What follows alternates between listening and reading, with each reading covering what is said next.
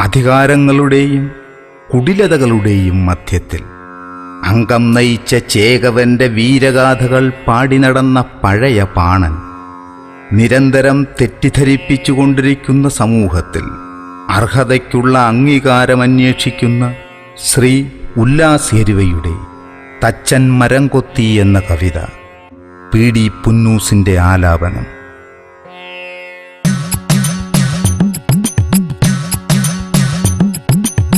പക്ഷിരാജ്ഞിക്ക് തിരുവയറൊഴിയുവാൻ പ്രിയതരമായൊരു കൂടുവേണം. ചെയ്തു വിളംബരം കാടാകെ വിരുദന് പട്ടുവള രാജത്തച്ചൻ പദവിയും.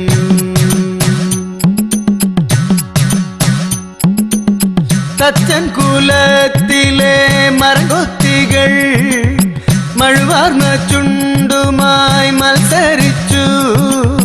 മൂവന്തിയോളം ഇരുന്നു കൊത്തി, 3:30 വെളുപ്പിന് ഉണർന്നു കൊത്തി.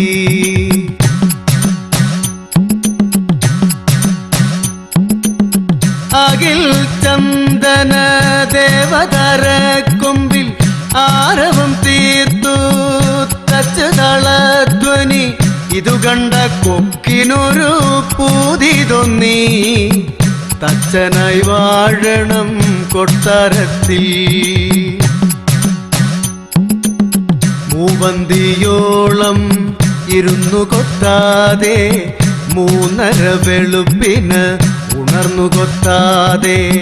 കല്ലിന്മേൽ രാഗിയെടുത്ത ചുണ്ടാ ഓമത്തടി മേൽ കുഴി തുറന്നു. ആ ഓമത്തടി മേൽ കുഴി തുറന്നു.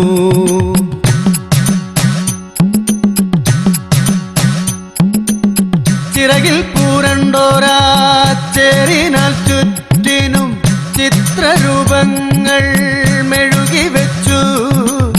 നിറവയറേന്തി കിളിക്കൊടു കാണുവാൻ രാജാവിനോടൊപ്പം രാജ്ഞിയെത്തി. ആ രാജാവിനോടൊപ്പം രാജ്ഞിയെത്തി.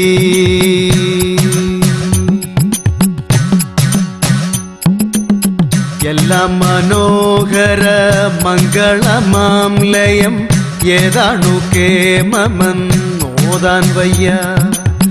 കൂട്ടത്തിലേറ്റവും കൗതുകം തോന്നിയ ഓമക്കിളിക്കൂട്ടിൽ രാജ്ഞിയെത്തി. ആ ഓമക്കിളിക്കൂട്ടിൽ രാജ്ഞിയെത്തി.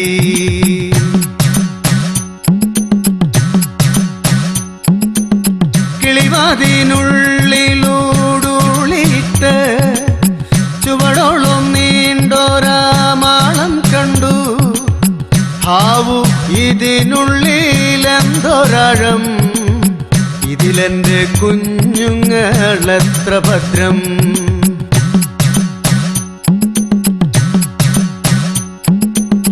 പട്ടുപോലുള്ളൊരീ ചട്ടയ്ക്കുള്ളിൽ പാലൊളിപ്പുടവ ചുവരോടൊട്ടി. ആരാണിവൻ കേമൻ തച്ചവീരൻ, അണീക്കിവനൈ കീർത്തിചക്രം.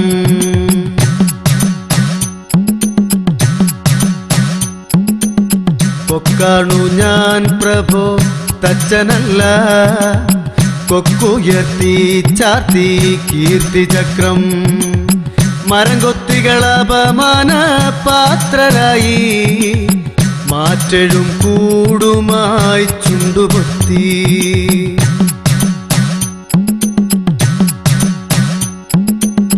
രാജാവു കൽപ്പിച്ചു മടിയൻ മരംകൊത്തി, തച്ചകുലത്തിനു ശാപമായി. മരംകൊത്തി എന്നൊരു വർഗം വേണ്ട, പിഴുതെടുക്കിവരുടെ പാഴ്ചുണ്ടുകൾ.